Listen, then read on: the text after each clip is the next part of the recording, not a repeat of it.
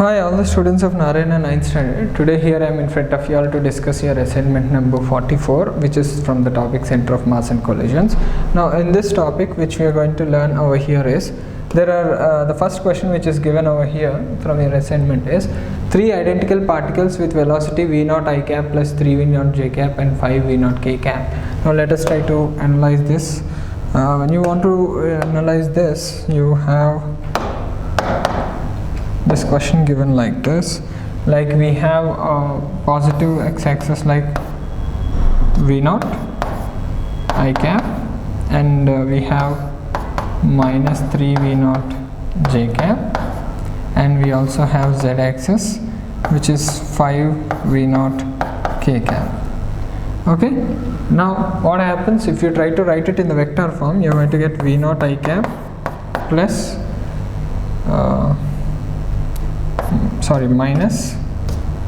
minus 3 v naught j cap plus 5 v naught k cap. So finally that is going to be equal to 3 v dash, because the whole system comes and meets at a particular point and moves with some other velocity over here. Now that is your resultant velocity, which is r bar, we can call it as. If you want to find that r bar, not mod r bar, you are trying to find r bar, which is r bar v.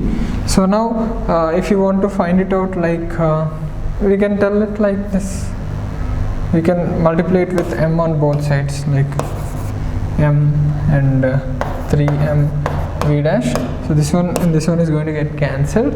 And now what happens over here is, if you want v dash, you will be having like v naught, you take common, I cap minus 3 j cap plus 5 k cap by 3, right? So this is your velocity, which is resultant velocity. Hope this is helpful. And which option it is? It is option number 2. Hope this is helpful. Let us get into the next problem over here. Next problem over here is given like this. Now for example, if you have a kinetic energy of a body is increased by 300%, find the percentage increase in the momentum. Now first of all, when you want to solve such kind of a problem, you need to find out, like first of all you have to get the relation for the momentum. Like this is momentum is equals to root 2 m into ke. That means what you can say is like p is directly proportional to root ke. P is directly proportional to root ke.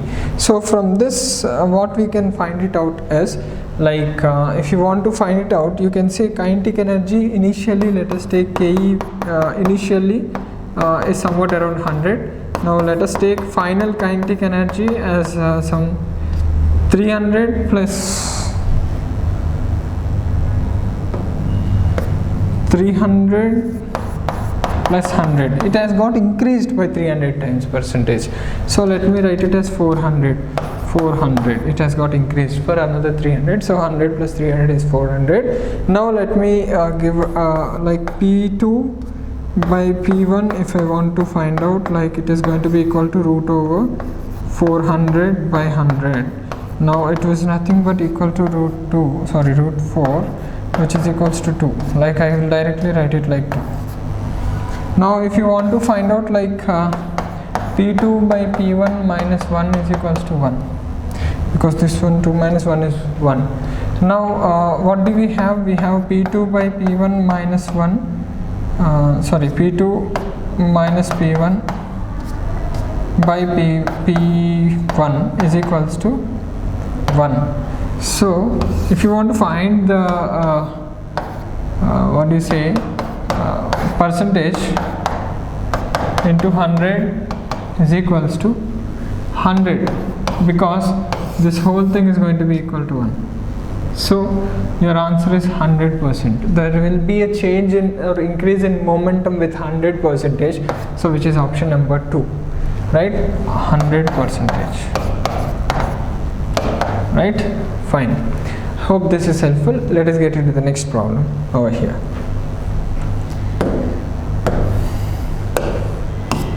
So here comes your third question.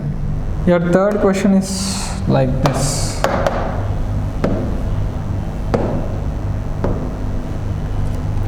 Third question which is given to you over here is, we need to find a particle of mass m moving with velocity v strikes a stationary mass. Like this is m1, this is m2.